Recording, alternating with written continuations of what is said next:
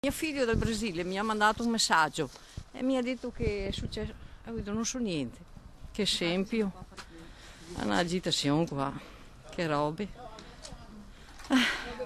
La notizia degli atti vandalici al cimitero di Salvarosa a Castelfranco è arrivata anche oltreoceano. Qui incontriamo gente esasperata. Ogni giorno ci raccontano ci sono furti, vandalismi, dispetti. Questo camposanto è sotto assedio. Ogni giorno vengo 4 al mamma e vedo sempre che i fiori ribaltati, o qui mi porta via i fiori, me la porta via anche a me i fiori adesso. Anche della biancheria ho trovato 3-4 maglie dentro i fiori di mia madre.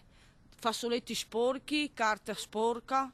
E tante volte arrivo alla lapide e trovo anche un sacchetto di immondizia. Biancheria intima, sporca, di tutto e di più. Per terra c'era conserva, c'erano il giorno dopo tortellini, c'era un barattolo di ketchup, c'era tutta la tomba sporca di cioccolato e un paio di pantaloni avvolti nel masso di fiori dove è sepolto mio papà. È deprecabile, non ho termini per definire un atto così.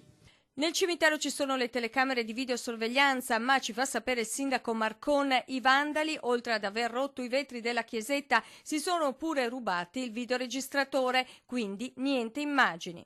Qualcuno deve fare qualcosa perché non è possibile andare avanti così.